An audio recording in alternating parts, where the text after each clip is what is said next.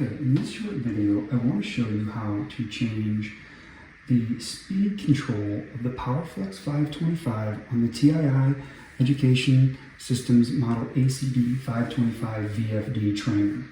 This is really simple once you are in CCW. So here I have other videos showing you how to connect it, put the IP address in, all of those things are available. But what we're going to do here is we're going to go to parameters, all right? And all the parameters are here. But if you know where the parameter is using the manual, speed reference here, for example, P47, you can come here, select all parameters, and I can do program basics, and this will bring me to those pretty quick. And this is 47 right here, speed reference. Right now, this is set to the dry pot, which is the drive pot, which is right here. This controls the speed. But if I want to use an analog signal, I have to know what voltage it is. This one on the TII trainer is 0 to 10 volts.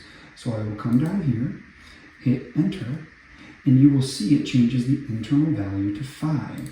If I come over here into the manual, you can see that's exactly what this does right here as well. Okay, so we'll go ahead and minimize this. This is set here to 5.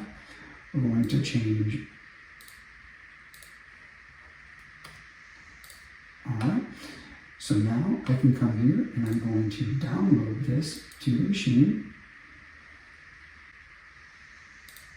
Finish. So now I will hit the start button. And you can see now I have the ability to control the speed of the VFD solely based on the between 0 and 10 volts that are going to the PowerFlex 525. This is incredibly easy on the CCW program. And so then I'll come here, I'll hit the stop button. And that's how easy it is once you are connected to the VFD through CCW.